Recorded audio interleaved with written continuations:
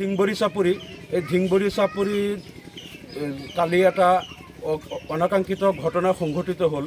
ইয়াত একে মাকৰ সন্তান জলিলুদ্দিন আৰু সমীৰুদ্দিন দুই ভাই ককাইক ইয়াত মথাউৰিত তেওঁলোকে মাছ মাৰিবলৈ যোৱাৰ সন্দেহ কৰি ইয়াত ফৰেষ্ট গাৰ্ডে তেওঁলোকক গুলীয়াই হত্যা কৰিলে।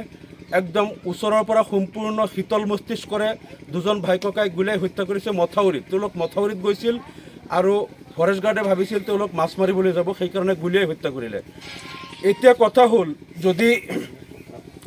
যদি ফৰেষ্টৰ ৰৌমাৰী বিলত মাছ মাৰিবলৈ গ'লেও মাছ মাৰোঁ তাক এনেকৈ গুলীয়াই হত্যা কৰাটো ফৰেষ্ট আইনত নাই।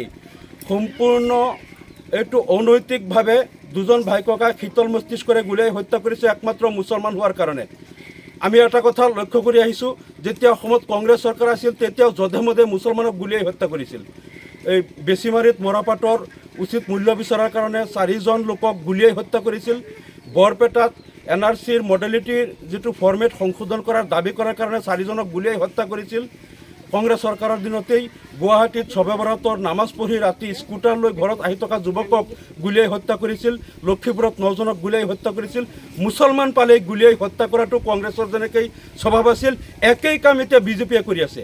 বিজেপিয়ে 2016 চনত কৈছিল যে আমি পৰিৱৰ্তনৰ চৰকাৰ আনিম, আমি পৰিৱৰ্তন বিচাৰোঁ, কংগ্ৰেছৰ অপশাসন আমি অসমৰ পৰা নাইকিয়া কৰিম। কিন্তু দেখা গ'ল বিজেপি চৰকাৰ অহাৰ পিছতো একেইদৰে মুছলমানক বিনা দোষত গুলীয়াই হত্যা কৰাৰ পৰম্পৰা আৰম্ভ হৈ গ'ল।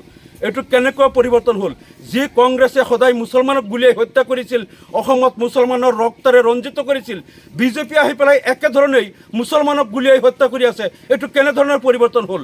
আমি মুখ্যমন্ত্ৰী হিমন্ত বিশ্ব শৰ্মাক আমি এইটো অনুৰোধ জনাইছোঁ যে আপুনি কংগ্ৰেছৰ নিচিনা মুছলমানক গুলীয়াই হত্যা কৰাৰ এই পৰম্পৰা বন্ধ কৰক।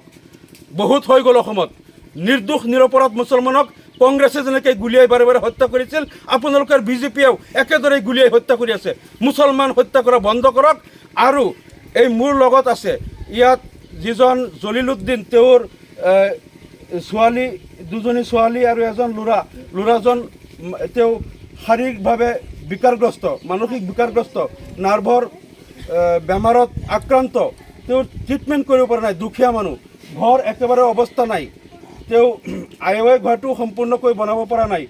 আৰু ইফালে সমীৰুদ্দিনৰ কণ দুটা শিশু, এওঁলোক আজি অনাথ,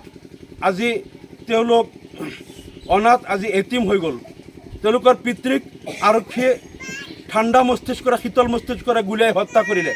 গতিকে এই অনাথ শিশুসকলৰ কি অপৰাধ আছিল? তেওঁলোকৰ মাতৃ আজি বিধৱা হৈ গ'ল। কিয় বিধৱা হ'ব লগা হ'ল? এই শিশুসকল কিয় অনাথ হ'ব লগা হ'ল? মুছলমান হত্যাযজ্ঞ কেতিয়া অসমত বন্ধ হ'ব? যেনেকৈ কংগ্ৰেছে বাৰে বাৰে গুলীয়াইছিল মুছলমানক, বিজেপিয়েও একেদৰেই মুছলমানক গুলীয়াইছে। কংগ্ৰেছৰ আৰ্হিত মুছলমানক হত্যা কৰা মুখ্যমন্ত্ৰী হিমন্ত বিশ্ব শৰ্মাই বন্ধ কৰক। আৰু আমি দাবী কৰিছোঁ এই অনাথ শিশুসকলৰ কাৰণে 2টা পৰিয়ালক 10 লাখ টকাকৈ ক্ষতিপূৰণ অসম চৰকাৰে, মুখ্যমন্ত্ৰী হিমন্ত বিশ্ব শৰ্মাই দিব লাগিব। অন্যথা আমি কিন্তু এই বিষয়টো ৰাষ্ট্ৰসংঘৰ মজিয়ালৈকে লৈ যাবলৈ প্ৰস্তুত আছোঁ। মুছলমান নিধনযজ্ঞ বন্ধ কৰক। কংগ্ৰেছৰ এই পৰম্পৰা, মুছলমানক হত্যা কৰাৰ কংগ্ৰেছী পৰম্পৰা বিজেপিয়েও যি ৰাখিছে, বিজেপিক সকীয়াই দিছোঁ। এনেকৈ মুছলমান নিধনযজ্ঞ নচলিব, বন্ধ কৰক। আৰু 2টা পৰিয়ালক 10 লাখ টকাকৈ ক্ষতিপূৰণ দিয়ক। ধন্যবাদ।